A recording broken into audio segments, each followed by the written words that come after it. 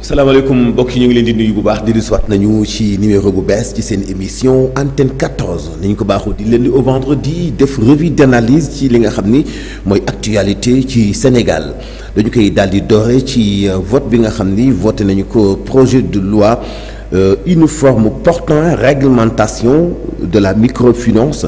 dans l'Union monétaire ouest-africaine muy député yi saxal nañu ko tey jëlee ci suba ci assemblée nationale occasion la woon ñu ubbi débat bi ngir député yi ku nekk becc ci kanamu nattangoom ak ministre bi wax lu jëm ci wàllu koom-koom ci gouvernement bu Sénégal ni nga xam ni mooy difficulté ak jafe-jafe yi nga xam ni moom la citoyen sénégalais yi di jànkuwanteel seen diggante ak waa banque Guy Marius Sagna ak kii di député Aliou Ndao def nañu ay proposition yu am solo yu jëm ci jafe-jafe yi nga xam ni moom la ñuy jànkuwanteel yenn saa yi Sénégal yi di jànkuwante ak moom ci li nga xamante ni bii mooy seen diggante ak banque yi ñu teewlu seen position yu pertinente yooyu la foofee ci assemblée nationale. nuyu naa leen messieurs les ministres maa ngi leen di nuyu yéen ak seen délégation monsieur le ministre dafa am ay enseignants yu nekk Ziguinchor yoo xam ne dañoo am ay prêt DMC te boobu ak léegi jotuñu seen xaalis te ñaari weer ñetti weer a ngi ñu ngi leen di dagg te jotaguñu seen xaalis en tout cas jusqu'au 27 janvier bindoon naa la d'ailleurs question écrite ci wàllu boobu jusqu'au 27 janvier jotuñu woon seen xaalis te ñu ngi ubbi seen compte CBAO donc bëgg naa xam lan mooy problème bi ak naka lañ koy régler monsieur le ministre une divergence ci rapport bi dama gis ñu bind le secteur bancaire soutient bien l'économie ñu attribuer la baat boobu bi ñu la joxee parole rectifié woo ko mais monsieur le ministre telle n'est pas la réalité le secteur bancaire ne soutient pas du tout l'économie particulièrement en zone UEMOA où en fait les crédits qui financent l'économie sont inférieurs à 25%. Or, dans les autres pays d'Afrique subsaharienne, ils sont à plus de 60%. Et dans d'autres pays à travers le monde, ils sont à plus de 100%. C'est lié au franc CFA. C'est pour ça qu'on disait pour la souveraineté monétaire France dégage. C'est pourquoi le programme de PASTEF disait clairement il faut sortir d'une manière ou d'une autre du franc CFA. Donc ce n'est pas exact, de mon point de vue, de dire que le secteur bancaire soutient bien l'économie. Monsieur le ministre, banques yi ñooy ñan ba soo duggee ci banques yi boo leen abbee bic dañuy jël buum takk ko ci bic bi banques yi ñooy ñan ba BCEAO bu waxee ne y a 19 mesures de gratuité dont la clôture des comptes banques yi ne ñoom duñ ko respecté banques yi ñooy ñan ñu ngi sonnal citoyens yi di jaay doole citoyens yi ñu am yaakaar ci yow ak ci gouvernement le premier ministre Ousmane Sonko et le président Bassirou Diomaye Diakhar Faye pour que ñu jubbanti le secteur bancaire ñu ngi sonnal 19 mesures de gratuité banques yi bëgguñu ci respecter rien ou presque monsieur le ministre banques yi ñooy ñan ba bu ñu waxee ne les épargnes doivent être rémunérées à 3,5% yenn banques yi di appliquer des taux inférieurs yenn banques yi sax di lànk di wax ñi fa ubbi compte d'ailleurs sax dem leen ubbi compte courant ngeen def fa seen épargne banques yi ñooy ñan il faut que ñu jubbanti banques yi monsieur le ministre foog naa ne bu amee décision de justice boo xam ne dafa condamner banque à ce que ñu def saisie attribution banque warul dem nëbbatu ginnaaw BCEAO pour que BCEAO ne kenn du jot ci comptam ndaxte yenn saay d'accord day am ay décision de justice yuy naan il faut que ñu saisir compte il faut que ñu dem jëli xaalis donc monsieur le ministre bëgg naa ci am sa gis-gis bëgg naa ci am ci fànn boobu ngir loolu itam ñu mun jàppale ñi nga xam ne ñoom ñooy citoyens sénégalais yi monsieur le ministre syndicat yi nekk Crédit Mutuel du Sénégal nee nañ scandale sur scandale du ma ko filim coow bu toll ni màggal Touba depuis ay at ñu war a jubanti loo ci xalaat gouvernement bi lan la ci nar a def monsieur le ministre liggéeykatu FERA des mois d'arriérés de salaire les volontaires du service civique national des mois d'arriérés de salaire li nga nekk ministre bu yore koppar yi moo tax ma la koy laaj monsieur le ministre naka la ñuy fexee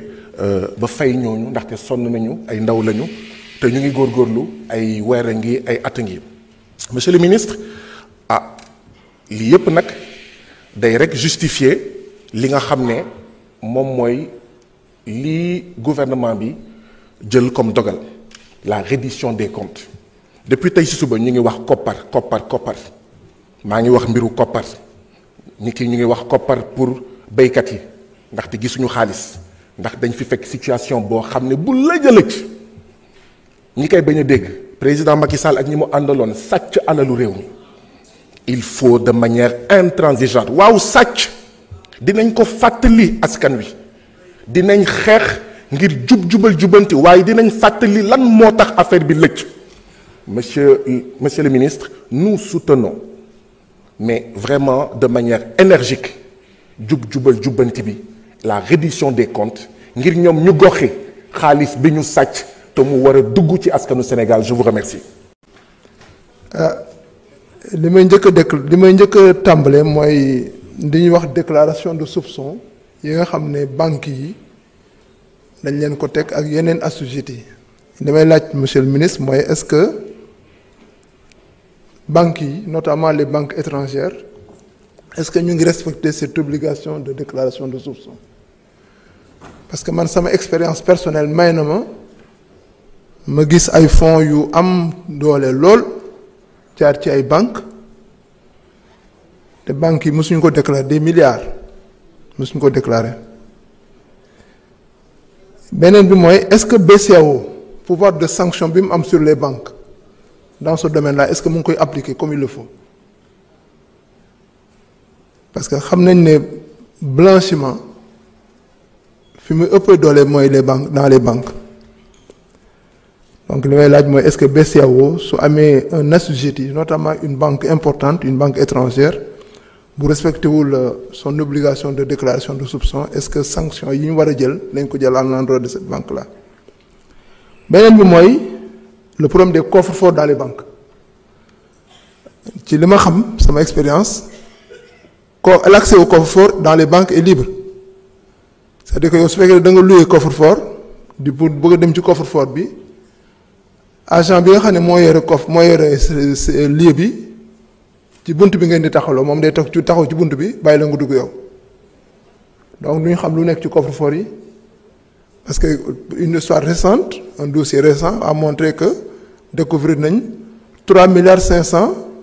bijoux à valeur 3,5 milliards dans des coffres-forts est-ce que jarul nag ñu commencer réglementer l'accès dans les coffres-forts parce que loolu ne mën nañ ko mën na drogue sax mën nañu ko fa denc loolu ne mën nañu ko fa denc donc je pense que il est à mon avis impératif que ñu réglementer l'accès au coffre-fort beneen bi mooy héritiers yi nga xam ne dañu am seen mbokk bu am un compte bancaire war a accéder au fonds coono bu métti la ñuy daj ñaanalu ma ko kenn ci ñu toog mu am koo xam ne am nga mbokk papa wala yaay bu am compte dans une banque yi dinañ def tout pour bañ a fay xaalis bi te koo xam ne dafa liggéey ba yàlla moom ko mu jëloon xaalisam dugal ko ci compte am ay njabootam ñëw pour jot ci xaalis bi mais c'est la croix et la bannière vrai parcours du combattant la façon que dañu ko laaj parce que loolu aussi monsieur le ministre il va falloir que nga jëm ci xool tuuti beneen bi mooy dañoo déggoon temps yi que EG la Société Générale des Banques dafay commencer di retirer wu dans certains pays de la sous-région li may laaj mooy est-ce que le Sénégal est concerné et si c'est le cas est-ce que vous avez prévu des mesures pour protéger les clients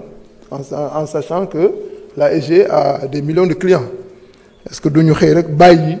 génn rek dem seen yoon noonu bàyyi clients yi dans des situations difficiles beneen questionnement bi mooy la souveraineté monétaire bi ñuy wax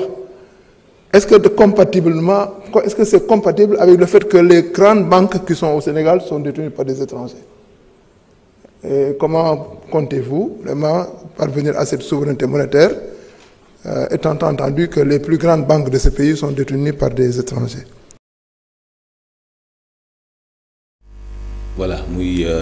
ñaari sorties yu am solo honorable député Aliou Ndao honorable député Guy Marius Sagna ci position yi nga xam ni am nañu ko tey muy déclaration yu am solo yeneen i extrait ci ay député yu takku mënu ngeen ko fekk ci seen chaîne MMD Média ci vidéo yi am na ay réaction yu am solo ku mel ni soxna Marie Mbacké ak ku mel ni honorable député Ayib Daffé ni ki itam yeneen i député yu takku yoo xam ne joxe nañu seen xalaat ci position bi Sénégalais yi am te di ko jànkuwanteel seen diggante ak banque yi ñu saxal nag tey ji li nga xam ni moo di loi bi foofee ci assemblée nationale.